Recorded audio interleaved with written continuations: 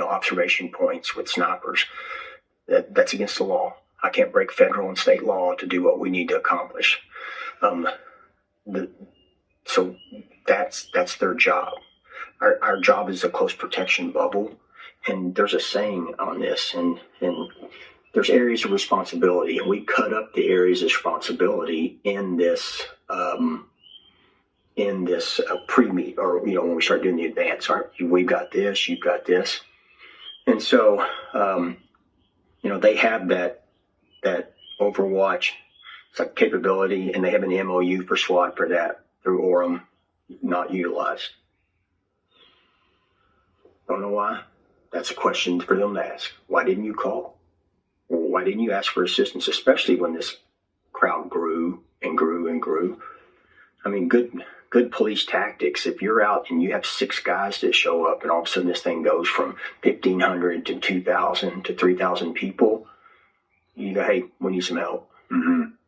Follow your pride or whatever it is. We need some help. I took 12 guys there. I had double the amount of people there that the PD had, and we're only responsible for the first 30 meters. 10 either. In other news, the McCoys, let's jump back into their story because I've learned shadow of a doubt confirm. Putting my name on this. Not only can I confirm this, but I can publicly challenge the very Zionist occupied Trump administration, who is aware of this, to deny it, to come out and say, no, that's not true. Okay? And if Kash Patel is done crying about the mean tweets on the internet regarding his sensational singing girlfriend, he can also certainly make the time of day to deny what I am saying if it is untrue, right? Because this is pretty relevant. Now, I should say that some people had actually reported this earlier, like Mel. I've been telling you to follow her, Village Crazy Lady, over on X. She was actually very early with this reporting, and I had heard rumors and rumblings, but I wanted to make sure that I had verifiable proof, enough proof that I would go out on a limb, as I'm doing right now, and asserting that it is authentic and it is real.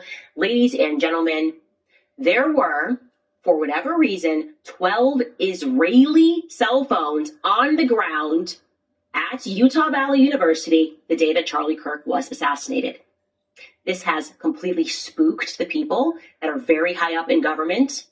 Now, to be clear, I don't mean that there were 12 VPNs that were switched and routed through Israel on that day. I mean that there were 12 personal cell phone accounts that were opened in Israel, okay? Like you go into Verizon in Tennessee or in Connecticut and you open your phone.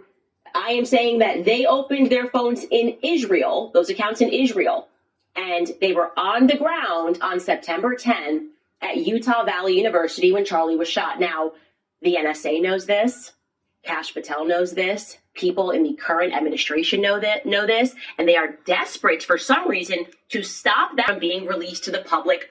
Why? And how we know too. Because they're the most transparent administration ever. Is that 12 people why? on the ground with Epstein me. Transparency that we're getting? Because that's what it feels like. It always seems that on the topic of this one nation that's only the size of New Jersey and has done nothing wrong ever, and was truly the greatest friend to Charlie right up until the very end, never put any pressure on him.